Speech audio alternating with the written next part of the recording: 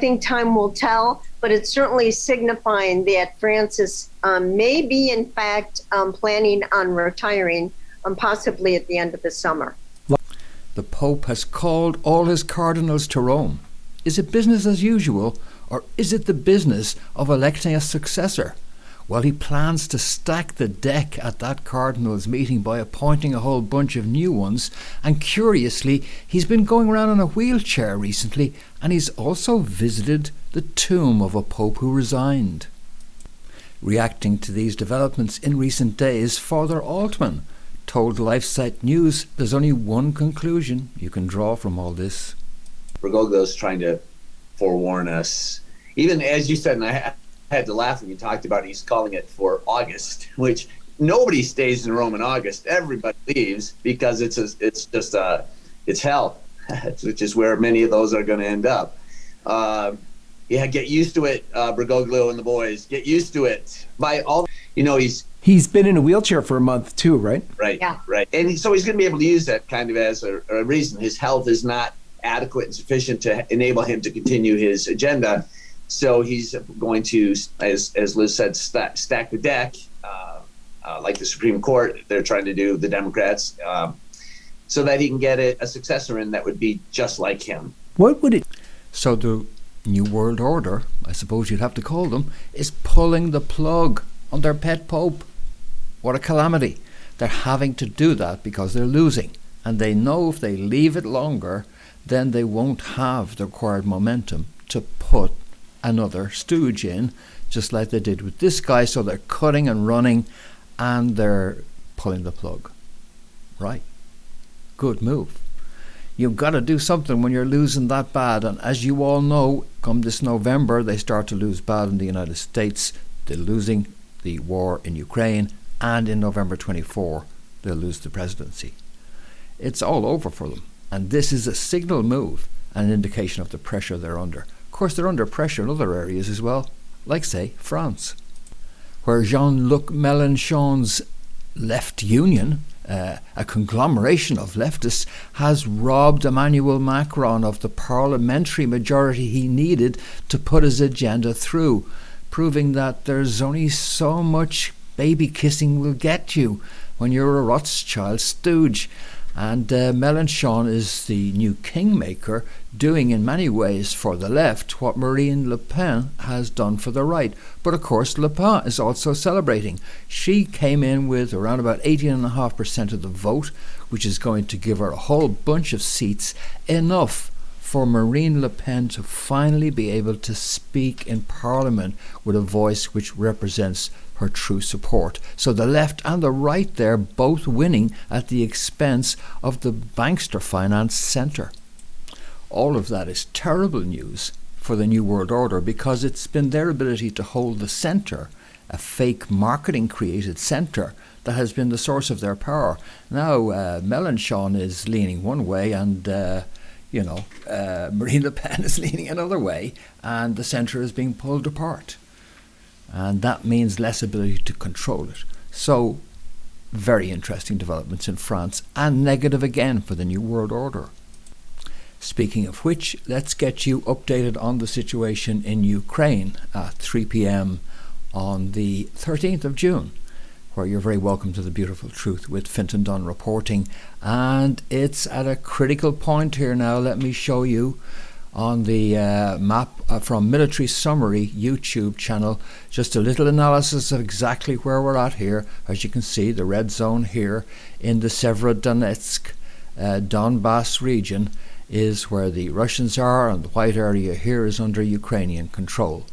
Now, as you see here in the northeast of that area, in where Severodonetsk is, you know that Ukrainian forces are under pressure. This is being reported in the news. But what they're not talking about to the same extent in news is this bulge here, Popasna bulge, where the Russians have broken through Ukrainian lines here and threatened to perhaps advance and close off entirely that Severodonetsk pocket. There's been a lot of talk about the threat of that. Now, one of the suggestions is a pull back to this line here, But really that's not reinforced well enough. And to do a proper job on it, you would need to pull back here, and this is what the military thinking is now, that you need to pull back to this line here in order to cope with the fact that this incursion has taken place coming from Russian troops. But this is the problem. If you do that, here's the problem that you face. Look at the existing defensive line, which is stretching here, as I'm indicating by moving the cursor around, stretching here all this long distance, 120 miles or so, which the Russians have been successfully able to penetrate with the literally tens of thousands of troops which they've amassed along this 120 mile zone. BTG, but you So the are problem located is on that much if you allow yourself to be forced back to this secondary line here, it's much shorter. It's only around about 60 miles, and all of these massed, concentrated Russian forces can now press against that line with a level of concentration they've never had before. Across a perhaps 150-mile area, the Russians are going to be able to bring incredible pressure to bear. And as I say, if they've successfully penetrated this long frontier here, then they're likely to be able to penetrate the second one as well. This is catastrophic for Ukraine. But even as that battle rages, the irrepressible Patrick Lancaster brings us yet another report from the Kherson region, where he shows it's not all about bombs and bullets, and brings us images from a playground in Kherson in Russian-occupied zone, where life is achieving some degree of normality, although they haven't had internet for a number of days. But the kids, at least, are happy. One local man even told Patrick Lancaster that he was confident for the future, and that life, well, he echoed sentiments you might say here in the West, that life under the neoliberals in Ukraine had been a misery which had left no future for the people or their children, and they wanted to get back to having a real economy again. A lot of youth who were born after the collapse of the USSR, when Ukraine and Belarus separated, they just don't know what was the life when we were young, when there was the USSR, when we were together with Russia and all the others. Life was good. We lived in prosperity. And for children, those flats given in the time of Russia, of the USSR, we give them to our children, right? Housing, cars, we give it to our children. As this generation hasn't earned anything on their own. Special cases, maybe when dad's a businessman, they can survive, but all the rest are portionless. What else can I say? Yeah, you and me, bro. And of course, you may have heard that pensions are being paid now by Russia in those territories which they are now under Russian control, and also debts being cancelled. I wonder if that's something we'll see here as well. I'm sure this guy would approve of that too.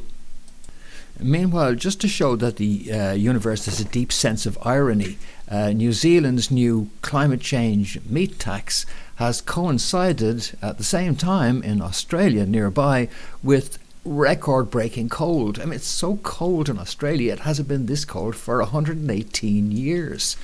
And to be quite frank, our goose would be literally cooked if something didn't happen to change this, because we are at a low point in the sunspot cycle, the sun having these 11-year cycles, and we need the sun to just kick into gear soon or we're in deep trouble. Fortunately for us, it seems as if that's about to happen, because news is that sunspot activity is seriously exceeding official predictions and getting way ahead of what the professionals were telling us was about to happen.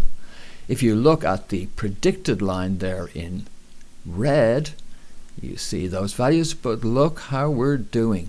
We're way ahead of that, and the peak is strongly upwards, and it seems as if we're headed into a decent sunspot cycle. Other things are also confirming this, such as the size of the coronal holes. And if we do it right, and if we get all this right, and if this coincidence comes together for us, and we get the sunspots we need, that's going to give us good weather in the northern hemisphere, which we need. In fact, it's the sun which has the biggest influence on our climate, helping along with other factors to give us some amazing weather, which we got in the last time that sun's activity was very high was around the year 2000, when we got some glorious summers in the lead up to that, along with other factors. So we need that sun to kick in, and it's good that it seems it's going to do so. There's something else interesting that happens besides the effect on weather when sunspot activity is high.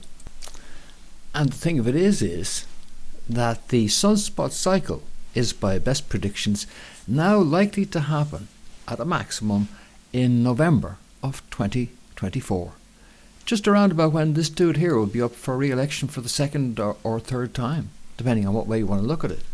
So it's quite interesting that there are scientific papers on all this stuff, that solar activity, revolutions and cultural prime in the history of mankind, you can Google that one and check it out, that it turns out that revolutions culminate near solar maxima.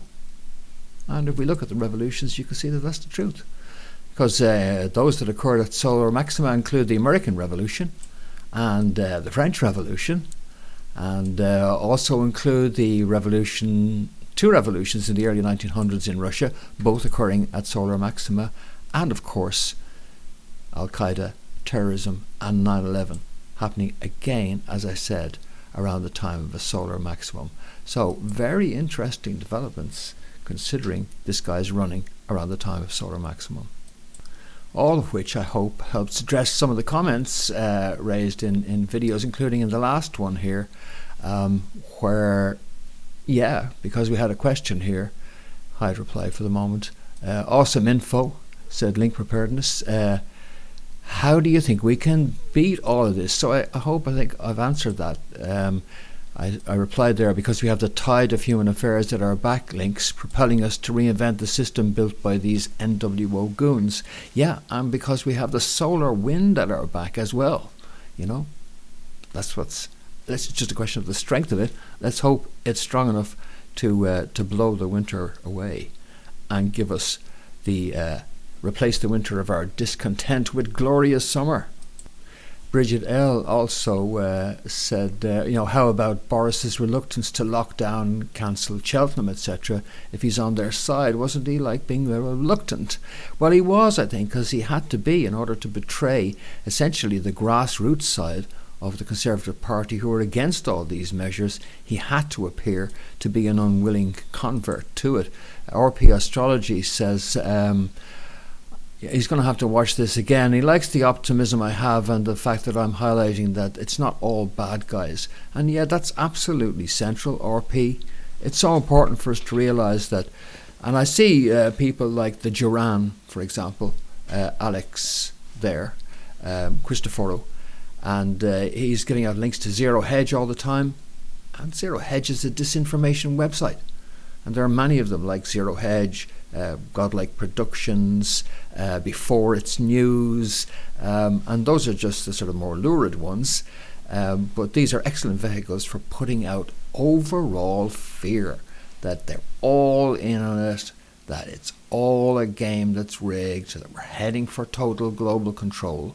Because a key thing is, for example, they don't want you developing a sense of alliance with that gentleman I just showed you the interview from Patrick Lancaster with in Russian-occupied territory in Ukraine, former. They don't want you feeling common cause with that individual. They don't want you understanding the true politics of what's really going on as a new G8 is emerging to challenge the existing G8, and as the chickens are coming home to roost all around. So it is indeed a time of great opportunity and potential crisis for the West, but it had to happen. The sooner it happens, the better, because we're already in deep doo-doo, and we needed this stuff to happen. So yeah, I think it's all good. And finally, if you are in any way doubtful of the revolution that the sunspots may be heralding in the United States, take a look at the winning margin of the MAGA-approved candidate in the recent New Jersey primary. Then you'll know what's about to happen. Jeff Van Drew, as you can see here, had 86.1% of the primary vote, and his opponents had 6.2 and 7.7 respectively. And that's a wrap, leaving it only for me to respond to the poster, who did pose one question in those YouTube videos, will Betfair have to pay out? Well, with the 9/11, or not 9/11, the January 6th setup already having played out, and that being off the political agenda right now, I imagine there might well be a video coming out fairly imminently about the possibilities in that direction. All right, more on that and from me soon, and I hope you join me for that. But in the meantime, for breakfornews.com, thanks for watching, and this has been Fintan Dunne reporting. Click like and subscribe, by the way, before you go. Thanks. See you soon.